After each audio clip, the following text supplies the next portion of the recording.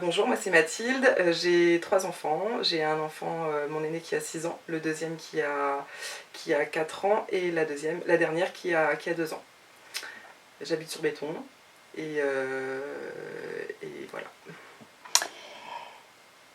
Qu'est-ce que ça évoque pour toi le répit parental? Alors moi j'ai jamais fréquenté de répit parental, j'ai trouvé le répit parental à la crèche, donc quand on me pose cette question, moi j'entends répit parental un lieu de bienveillance, d'accueil, où on peut retrouver un endroit où on peut décharger, où on peut être accompagné à prendre de la hauteur sur notre vie de famille. Quelle solution as-tu pour souffler, prendre du temps pour toi? Est-ce que tu as des lieux ressources ou des petites astuces que tu utilises dans ta vie quotidienne?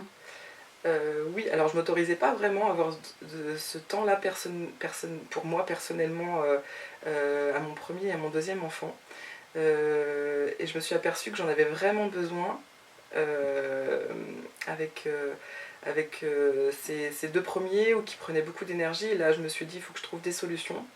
Et j'avais énormément de mal à demander, aussi bien à ma famille qu'à des amis. Et quand j'ai franchi le cap, je me suis dit pourquoi j'ai pas fait ça avant, parce que vraiment c'est juste essentiel pour mon bien-être de femme, mais surtout de mère. Et les lieux ressources pour moi ça va être la crèche. Maintenant la famille, j'ose demander, et ponctuellement, mais à des amis aussi.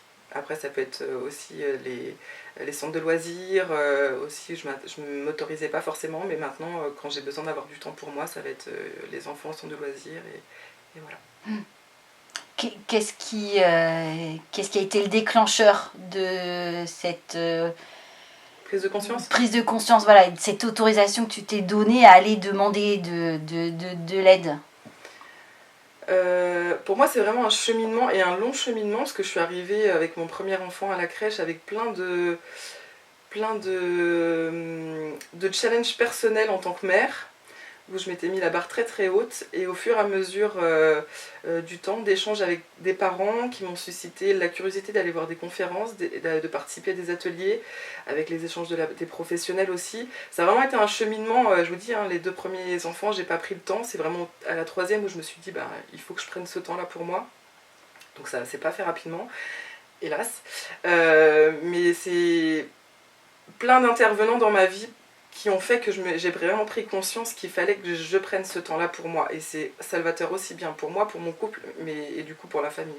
Mmh. Mmh. Quelles difficultés tu rencontres avec tes enfants dans le quotidien, et qui t'amènent à être un peu, voilà, dépassé par la situation, Alors c'est le même principe, hein. L'avantage c'est que j'en ai 3, donc du coup j'ai évolué, je pense. Ce qui me faisait sur les raisons pour lesquelles je me maîtrisais pas forcément sur mes colères, avec mon aîné. Là maintenant je les maîtrise beaucoup plus. Euh, Là actuellement les 3 sont assez têtus, donc du coup je suis obligée de répéter 1, 2, 3, 10 fois pour un, et fois 3. Donc c'est vraiment usant, fatigant. Euh, Après, là où j'ai appris comme je disais tout à l'heure avec les conférences et les ateliers, c'est savoir pourquoi certaines choses me faisaient. Je pouvais pas passer à côté. Typiquement, je prends l'exemple des lavages de dents, où il fallait absolument qu'ils se lavent les dents, et que c'était. Et je me suis dit pourquoi pas lâcher prise sur certains moments pour pas mettre de pression, et pour pas mettre de pression à la fratrie. Et au final, voilà, j'ai choisi mes combats. Je choisis mes combats par palier, par importance qu'ils ont pour moi et mon mari. Et du coup, ça se vit beaucoup plus sereinement. Donc il y a toujours, et il y aura toujours, hein, je pense, oui, c'est la famille, il y aura toujours des moments où je me sens dépassée, mais je pense qu'avec l'expérience que j'en ai, avec comme je disais tout à l'heure, tous les intervenants et tout ce que j'ai pu entendre, tous les conseils, ça me permet de mieux les gérer et du coup, plus forcément de me sentir dépassée. D'après toi, qu'est-ce qui pourrait aider des parents à prendre du recul sur les problématiques qu'ils peuvent rencontrer avec leurs enfants, pour les aider à souffler? Qu'est-ce que toi, en fait, t'aurais aimé peut-être avoir à un moment donné où c'était trop, ou voilà, qu'est-ce qui t'aurait éventuellement manqué? Je pense dans un premier temps, il faut qu'on s'autorise en tant que parents à se dire que ça va pas, à se dire que c'est trop, qu'on nous demande trop. Je pense qu'on est vraiment dans une société là où on arrive à se mettre des barres très hautes, mais tout seul. Accompagné par la société, bien sûr, mais je pense que quand on prend conscience que en soi, notre enfant, à partir du moment qu'on l'aime et qu'on l'accompagne dans cet amour, il n'y aura pas de jugement de valeur pour lui si on ne lui a pas donné à manger la dose de légumes qu'il lui fallait quotidiennement pour... alors certes, il lui faut manger des légumes, mais si un jour ça saute, c'est pas très grave et il va pas nous juger en tant que mauvais parents là-dessus. Je pense qu'il faut vraiment qu'on se déculpabilise là-dessus et une prise de conscience du challenge qu'on se met personnellement. Donc ça, pour moi, c'est vraiment une prise de conscience qu'il faut avoir. Après, sur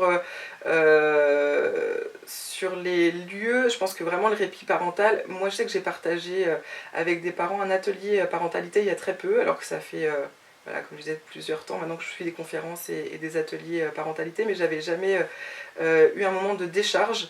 Et ce moment de décharge-là, je venais pas y chercher grand-chose, mais au final, ça a été très salvateur de partager avec les parents. De nos difficultés, de nos réussites, et on a aussi l'avantage d'avoir des professionnels, je pense, dans les PMI, on a des personnes ressources, il faut juste aller les chercher et s'autoriser à aller les chercher. As-tu des astuces de répit familial? Comment tu apaises une ambiance dans la famille? Alors ça va dépendre des endroits, mais les endroits clos comme la voiture, c'est assez, ça peut être très conflictuel. On s'entend pas, on se voit pas, donc ce qui fait que ça se chamaille et ça peut... Donc là, moi, l'astuce, c'est de... En fait, j'essaye de garder mon esprit un peu enfant et de me dire qu'est-ce qui m'aurait plu quand j'étais enfant de partager avec mes parents. Et je sais que ma mère le faisait souvent, c'est qu'on dansait et on chantait dans la voiture. Donc là, dès que je sens un peu la tension, on met la musique un peu plus forte et on se met à chanter. Ça marche en général très bien. À la maison, alors ça va dépendre des situations. Quand c'est des conflits, fraternels, soit on essaye de trouver des solutions où ils peuvent jouer ensemble, jouer séparément plutôt, quand on sent que là ils peuvent plus supporter, de trouver des solutions de jouer séparément. Et quand c'est une tension générale, la lecture nous fonctionne très bien. Voilà, on se prend des temps de partage ensemble, à lire ensemble et animer un livre, du coup c'est assez drôle parce qu'ils le font même eux-mêmes maintenant et entre eux, donc c'est assez... parce que je pense qu'on est aussi très sollicité par notre quotidien de parents, et ce qui est bien aussi, c'est qu'on n'avait pas fait ça au premier, mais c'est de les apprendre à être autonomes dans le jeu, de pas forcément les accompagner tout le temps, puisqu'on est là pour les accompagner dans un premier temps et de passer du temps avec eux de qualité, mais on peut pas non plus le faire pendant 1 à 2 heures le soir. Donc si on peut les accompagner sur 10 minutes et après les laisser devenir en autonomie sur des jeux... voilà, ça peut être des constructions de Lego, ça peut être très très variable, mais moi je sais que ça me soulage énormément. Ils jouent calmement et ça me permet de faire à manger ou de laver le linge ou voilà, tout ce qu'on sait, ce qu'il y a à faire dans une maison, quoi. Voilà. Et dans tes temps de journée, est-ce que tu arrives, alors le week-end ou voilà, ou le confinement qu'on vient de vivre, est-ce que tu avais des temps de répit? Comment tu peux... Est-ce que ça t'arrive d'organiser ça? Oui, alors on a un rituel en fait depuis qu'ils sont tout petits. Et ça, c'est un besoin qu'on a, moi et mon conjoint, qu'on a instauré vraiment dès le premier, parce qu'il nous demandait beaucoup d'énergie. Donc là, on s'est dit, dans la journée, il nous faut une parenthèse. Et donc ça a été les siestes quand il était petit, et maintenant qu'il a 6 ans, il y a toujours ce temps de calme. Et aussi bien maintenant avec celui qui a 4 ans qui n'a plus de sieste non plus. Donc c'est des temps de calme. La petite, elle a encore son temps de sieste bien sûr.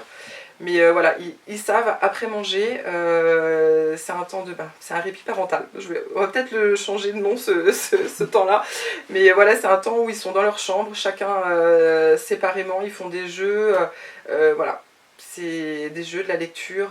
Ils s'occupent comme ils veulent, mais c'est au moins 1 heure où ils sont dans un temps de repos. Mmh. Voilà.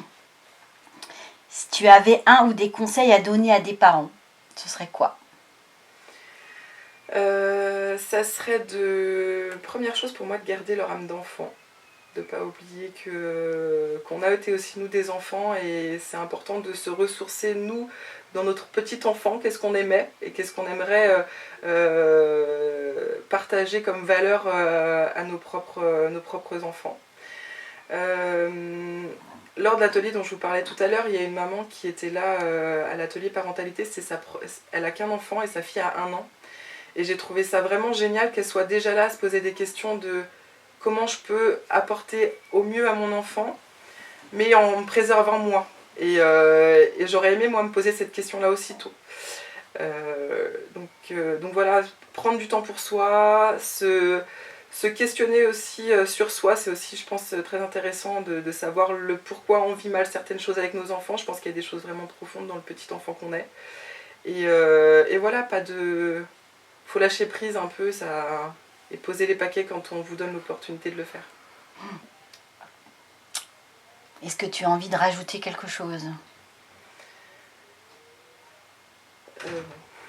Non, je pense que j'ai été assez... non, moi je pense que j'ai été complète. Merci Mathilde.